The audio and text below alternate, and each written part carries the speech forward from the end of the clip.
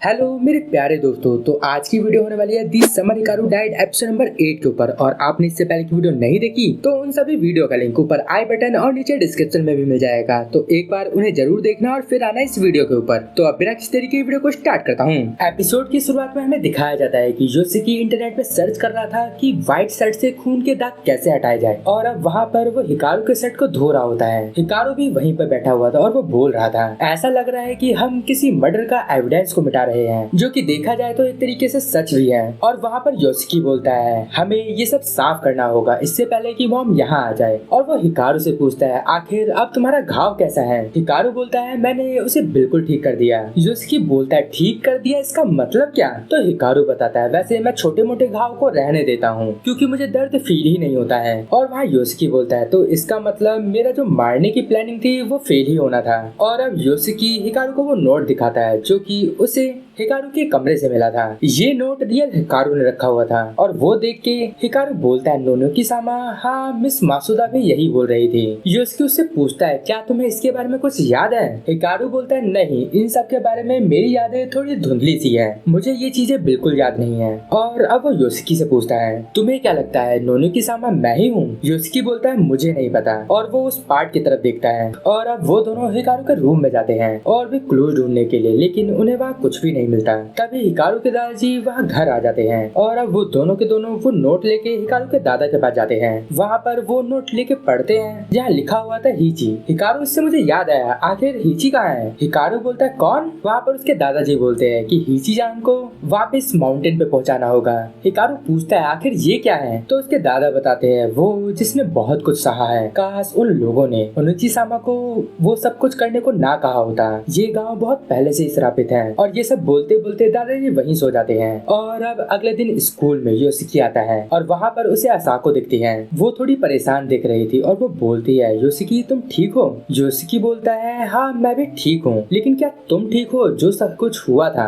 तो वहाँ असाको बोलती है, बात ऐसी है कि तब से ही मैं अपने राइट ईयर से कुछ सुन नहीं पा रही हूँ और ये चीज डॉक्टर को भी समझ नहीं आ रहा है कि ये क्यों हो रहा है। ये सुन के योशिकी थोड़ा हैरान हो जाता है और असाको को सॉरी बोलता है। असाको बोलती है, तुम सॉरी क्यों बोल रहे हो, इसमें किसी की गलती नहीं है। और वो उसके पास आके बोलती है, सुनो हिकारू उस रात थोड़ा अजीब बिहेव कर रहा था, वो हिकारू हिकारू नहीं लग रहा था। क्या तुम्हें लगता है कि हिकारू के ऊपर किसी बुरी शक्ति ने कब्जा कर लिया है? योशिकी बोलता है, चलो मान लेते हैं, लेकिन तब भी क्या तुम उसे हेट करोगी? वो बोलती है, मुझे नहीं पता। योशिकी बोलता है, तुम बस उसे हेट मत करना, ठीक है? तो असाको बोलती है, क्या ये सच है? तो योशिकी बोलता है, नहीं मैं तो मजाक कर रहा था। और अब असाको के जाने के बाद वहाँ हिकारू आ जाता है और वो उसे असाको की बात बताता है कि अब वो राइट ईयर से सुन नहीं पा रही है। तो हिकारू बोलता है, शायद ये मेरी वजह से ही हुआ है, लेकिन असाको के पास स्ट्रॉन्ग माइंड है, इस वजह से शायद उसे तोड़ने के बजाय मैंने उसके कान के साथ गड़बड़ कर दी। योशिकी बोलता है, जो भी हो ये सब तुम्हारी ही गलती है। हिकारू बोलता है, वो लकी है, सिर्फ उसके कान के साथ ही गड़बड़ हुई। और अब क्लासरूम में योशिकी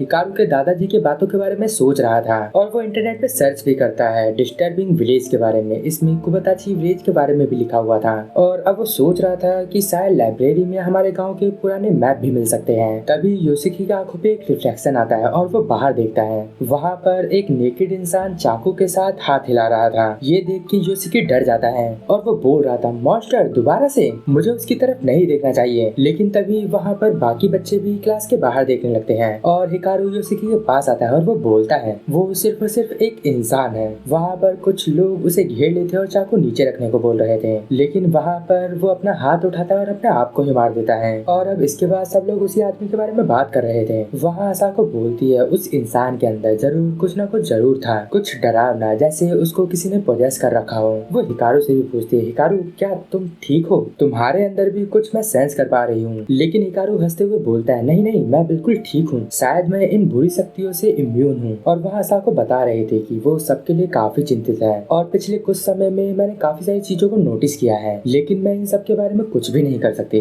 और अब हिकारू योशिकी के पास जाके आराम से बोलता है, हमें कुछ ना कुछ तो जरूर करना होगा। तभी उसे कुछ फील होता है तो योशिकी बोलता है, क्या हुआ? तो हिकारू को याद आता है जब सब लोग विंडो से बाहर देख रहे थे तब उसे धक्का लगा था और उसका हाथ टेबल से टकरा गया था, लेकिन इस बार उसे दर्द फील हो रहा है। और अब हम अगले सीन में देखते हैं कि दोनों लाइब्रेरी में है और वो इस गाँव का मैप देख रहे थे। वहाँ पर लाइब्रेरियन उनकी तरफ देख रही होती है और वो लोग नोटिस करते हैं कि हर एक विलेज एक बॉडी पार्ट को रिप्रेजेंट करता है और साथ मिलके एक ह्यूमन बॉडी बनाता है। हिकारू बोलता है ये सब काफी अजीब है और वो लाइब्रेरियन अभी भी उन्हें देख ही रही थी। और अब योशिकी कोबेताची विलेज की थोड़ी हिस्ट्री बताता है। ये विलेज पूरे 5 हिस्सों में बट गया था, लेकिन कुछ सेंचुरी पहले एक बहुत बड़े फेमाइन में बहुत सारे विलेजर्स मारे गए थे। हिकारू बोलता है ये तो बहुत पुरानी बात है। तभी लाइब्रेरियन उनके पास आती है, उनको आराम से बात करने को बोलती है और वो उन मैप को देख के बोलती है क्या तुम अपने स्कूल प्रोजेक्ट पे काम कर रहे हो? योशिकी बोलता है हाँ, हम अपने गाँव के ऊपर रिसर्च करना चाहते हैं। ये सुन के वो बोलती है हाँ, मैं भी कोबेताची विलेज से ही हूँ। जब से मेरी माँ की डेथ हुई है तब से मैं वहाँ गई नहीं हूँ। ये सुन के वहाँ पर हिकारू नोटिस करता है कि उसके बैच पे मासुरा लिखा हुआ है और वो पूछता है क्या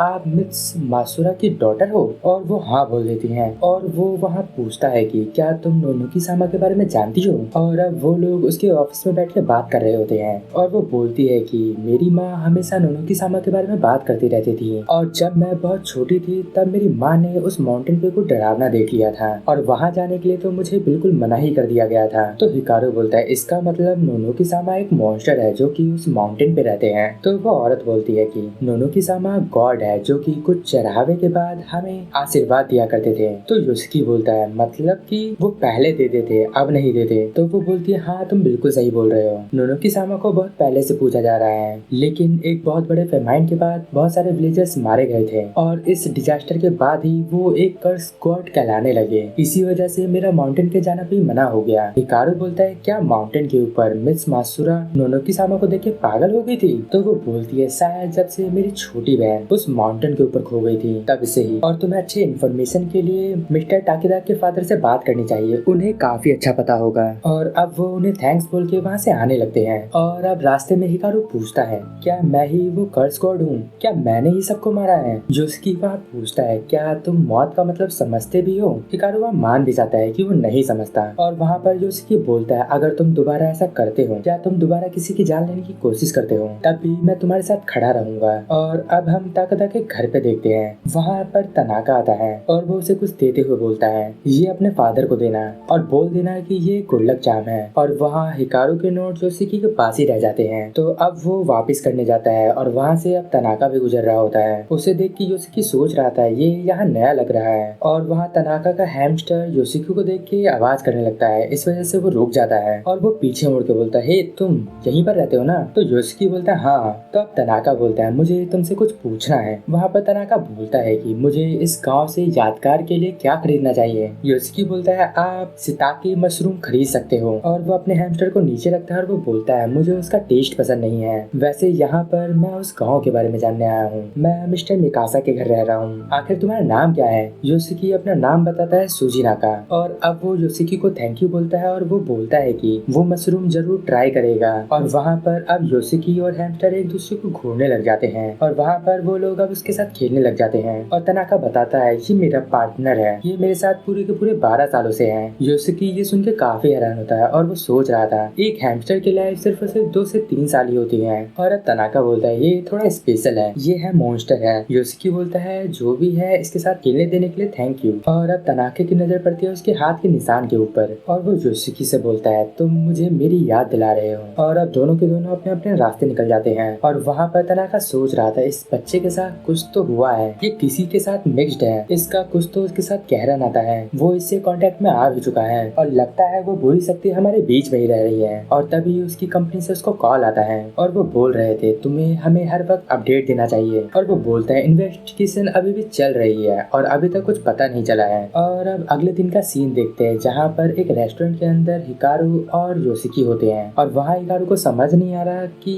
वो मिस्टर ताकेदा के पास जाने के बजाय यहाँ बैठ के पढ़ाई क्यों कर रहे हैं। तो वहाँ योशिकी बोलता है उनसे मिलके उनसे क्या बोलना है ये भी तो सोचना पड़ेगा ना। और वहाँ हिकारू पूछता है क्या तुमने वो मेरा टुकड़ा सुरक्षित रखा है ना? और वो टुकड़ा योशिकी ने अपने जेब में ही रखा था। हिकारू वहाँ बताता है कि अगर तुम उसे तोड़ देते हो तो शायद मेरी मौत भी हो सकती है, तो उसे संभाल के रखना। ये सुन के योशिकी काफी हैरान होता है। और अब योशिकी नोटिस करता है कि उसके आसपास बिल्कुल शांति पड़ी हुई है। तभी उसे घंटी की आवाज आती है और सामने कुछ अजीब सा ढांचा दिखाई देता है। और अब उसे अपने टेबल के नीचे कुछ महसूस हो रहा था। वहाँ देखते ही एक फेस बाहर आ जाता है। ये देख के योशिकी की फट के फ्लावर हो जाती है, लेकिन वहाँ पर हिकारू उसका हाथ पकड़ लेता है और वो बोलता है तुम बिल्कुल मत हिलना। वहाँ का माहौल पूरा चेंज हो चुका था। वो फिगर उसके पास जा रहा था और अब हिकारू पहले की तरह उस स्पिरिट को खत्म नहीं कर पाता था, उल्टा वहाँ वो स्पिरिट ही हिकारू को चोट पहुंचा देती है। और अब योशिकी हिकारू को लेकर वहाँ से भाग रहा था, लेकिन वो बाहर जा नहीं पा रहा था। हिकारू वहाँ गिर जाता है। योशिकी वहाँ उस मॉन्स्टर को देखता है जो कि उसके पास बढ़ रहा था, और अब वो उसके ऊपर अटैक करता है। योशिकी वहाँ अपनी आंखों को बंद कर लेता है और उसकी आंख खोलते ही उसके सामने कोरेबयाशी होती है। उसने वहाँ उस मॉन्स्टर को थप्पड़ मार के भगा दिया था, और यहीं पर ये एपिसोड एंड हो जाता है। अगर आपको इस वीडियो में कुछ भी अच्छा लगा या पसंद आया तो इस वीडियो को लाइक करना, और अभी तक आपने चैनल को सब्सक्राइब नहीं किया तो चैनल को सब्सक्राइब कर देना, और साथ ही साथ बेल आइकन को भी जरूर दबाना। इससे आपके पास रेगुलर नोटिफिकेशन आती रहेगी। तो अब मैं मिलता हूँ आपको अगली वीडियो में, तब तक के लिए गुड बाय, sayonara।